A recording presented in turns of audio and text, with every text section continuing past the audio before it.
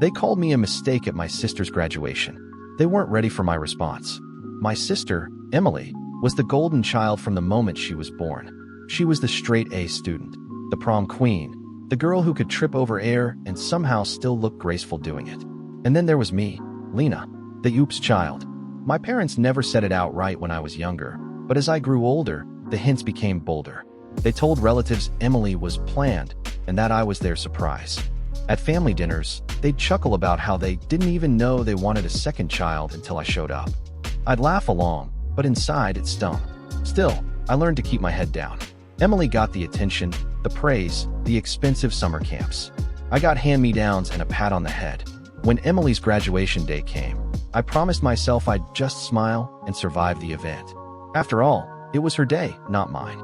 But I didn't know that humiliation was already waiting for me. The auditorium buzzed with applause as Emily crossed the stage, her honors cord gleaming like a crown. My parents' eyes shone with pride. Cameras clicked. My mom even had tears in her eyes. After the ceremony, we gathered with relatives in the courtyard. Emily posed with her friends while my parents hovered like personal paparazzi. Then my uncle asked, "So, Lena, when's your graduation?" Before I could answer, my dad laughed and said, "If she even graduates." "You know Lena, our little oops baby."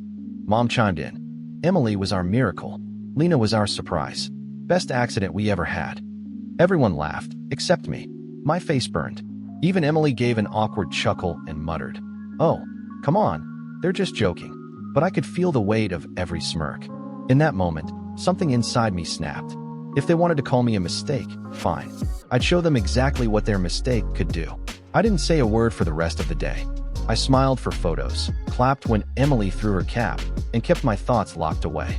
But my mind was racing. For years, I'd worked in silence, saving money from part-time jobs, applying for scholarships without telling anyone, and even taking extra online classes. My parents didn't notice because they never asked. That night, while they toasted Emily at dinner, I quietly pulled out an envelope from my bag. Inside was my acceptance letter from one of the most prestigious universities in the country. Full ride.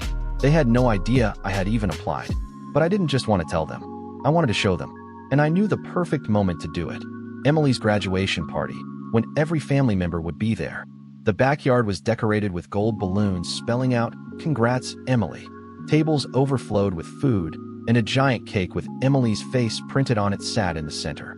Relatives buzzed around, talking about Emily's bright future. My parents floated from group to group, telling everyone how proud they were. When it was time for speeches, Dad tapped a glass. "I just want to say how proud we are of Emily," he began. "Our firstborn, our miracle."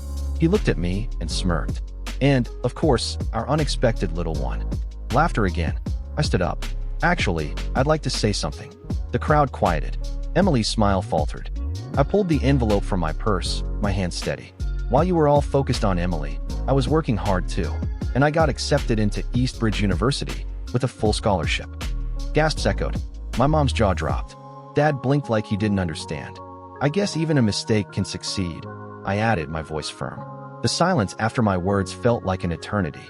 Then my aunt broke into applause. Others followed. Emily forced a smile, but her eyes narrowed. My parents didn't clap. When the party ended, Mom pulled me aside. "Why didn't you tell us?" she demanded. "Because you never asked," I replied. "You were too busy bragging about Emily." Dad muttered. "You didn't have to embarrass us in front of everyone." I laughed bitterly. "Embarrass you? Now you know how I felt." That night, I packed my things.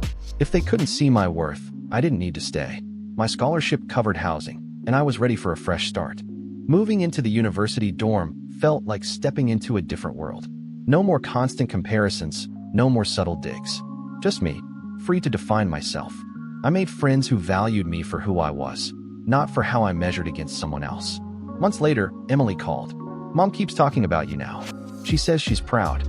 I think they're starting to get it." I didn't know if I believed her, but it didn't matter.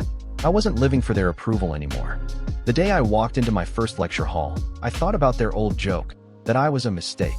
Maybe I was. But sometimes, mistakes turn out better than the plan.